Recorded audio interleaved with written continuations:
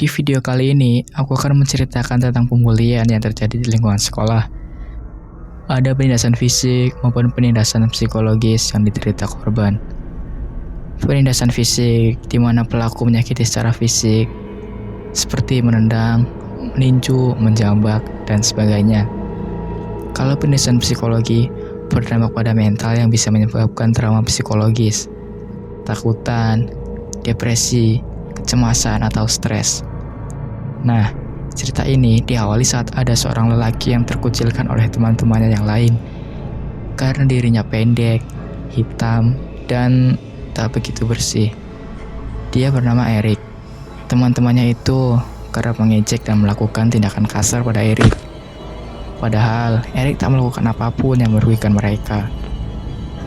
Dari penindasan yang sering dialaminya itu membuat Erik depresi dan stres. Erik selalu sangat benci akan dirinya yang tak sempurna dan membenci semua teman-temannya itu.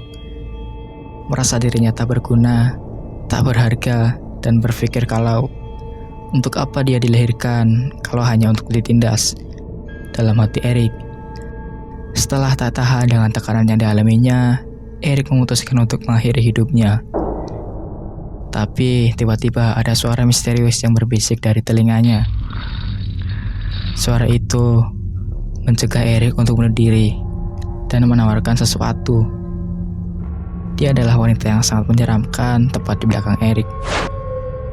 Wanita itu berbisik bahwa ia akan memberikan keajaiban dalam hidup Erik kalau ia mau menuruti perkataan wanita itu. Tawaran wanita itu sangat menggiurkan dan benar-benar menjanjikan. Erik menerima tawaran wanita itu tanpa berpikir panjang. Bahkan Erik tak berpikir siapa wanita itu. Keesokan harinya, teman-teman yang selalu membuli Erik sangat terkejut. Erik kini sudah berubah. Dia menjadi sangat tampan. Erik digerubuti teman-teman wanitanya.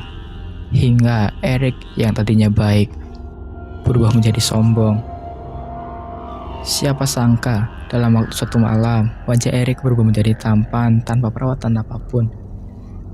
Anak-anak yang dulunya membuli Erik menghadang Erik yang sedang berjalan. Erik yang tadinya sangat lemah dan tak bertenaga, kini kemampuan bergulatnya menjadi sangat hebat. Semua anak-anak itu tumbang tanpa bisa menggores sedikit pun. Kemudian dalam sekejap keadaan pun kini jadi berbalik.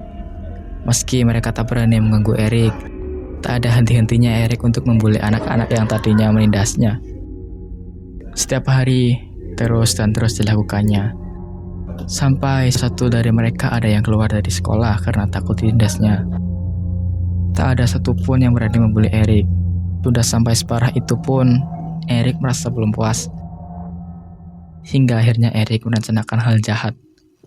Rasa benci yang sudah lama terpendam itu membutakan Erik. Wanita terus berbisik tanpa henti, memerintahkan kepada Erik untuk berbuat jahat dan mencelakai anak-anak yang dulu membulinya itu. Kepala sekolah pun memanggil Erik dan memberikan skor pada Erik. Erik merasa sangat tak terima. Wanita itu berbisik kembali saat tengah melihat cermin. Wajah Erik yang asli dan yang di cermin itu sangat berbeda. Wanita itu berbisik terus-menerus mengikuti perintahnya seolah ingin menguasai tubuh Erik, mengambil raga milik Erik. Suatu hari, kepala sekolah sedang menonton televisi di rumahnya. Tiba-tiba, Erik datang dengan menggunakan penutup wajah. Kepala sekolah pun terus melawan dan mencoba membuka penutup wajah Erik. Ingin segera mengakhiri aksinya sebelum ketahuan warga. Erik menghabisi kepala sekolah dan menutup wajah kepala sekolah dengan bantal, sehingga kepala sekolah kehabisan nafas. Bagi Erik, kematian kepala sekolah ini adalah balasan yang setimpal karena sudah mempermalukan di depan banyak orang. Tak terasa, hantu wanita itu semakin menyatu dengan tubuh Erik. Keesokan harinya, Erik yang tengah duduk di taman sekolah tak merasa bersalah sama sekali. Padahal yang lain sedang berduka atas kepergian kepala sekolah yang terkenal baik dan bijaksana. Erik hanya asik membaca komik tanpa memperdulikan tangisan-tangisan semua orang yang merasa kehilangan kepala sekolah. Tiba-tiba, salah satu teman satu kelas Erik mendekati. Betty namanya. Dia sangat pendiam, dan kutumbukku. Tapi ada juga yang berkata kalau Betty perempuan misterius yang memiliki tatapan tajam.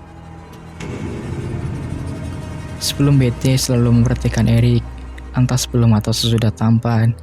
Eric pikir Betty bukanlah tipe wanita yang ia sukai. Mengira kalau Betty akan menyatakan perasaan pada saat itu. Tapi ternyata salah.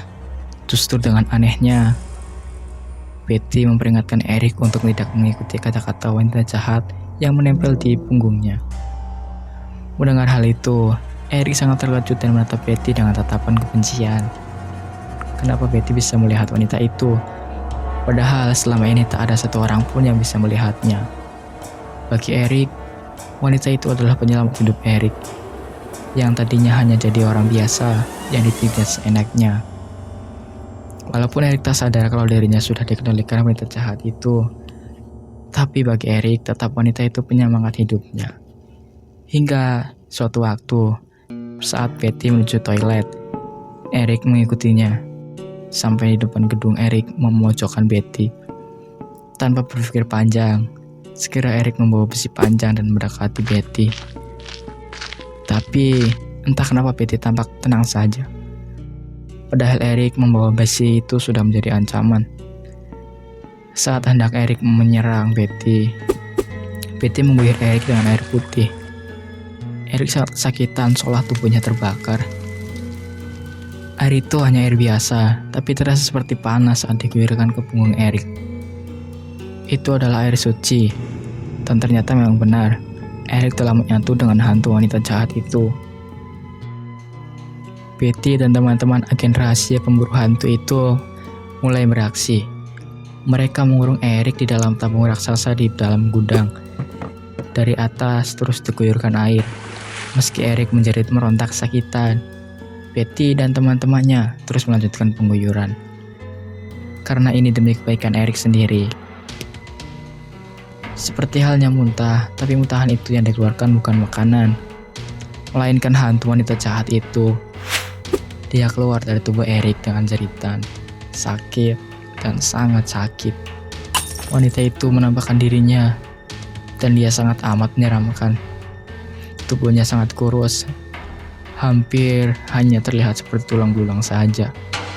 Sementara Eric tak sadarkan diri, tak mengetahui apa yang dilakukan Betty dan teman-teman kepada wanita menyeramkan itu. Setelah 2 hari dirawat di rumah sakit, Eric pun akhirnya sadar. Betty menunjukkan hantu itu dalam tabung. Nampak jelas seperti apa saat itu rupanya.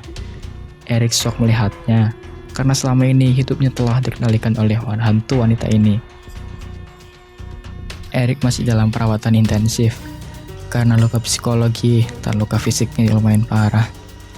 Setelah kejadian itu, Eric kembali berangkat ke sekolah dan sudah menerima apapun resiko yang akan dia dapatkan.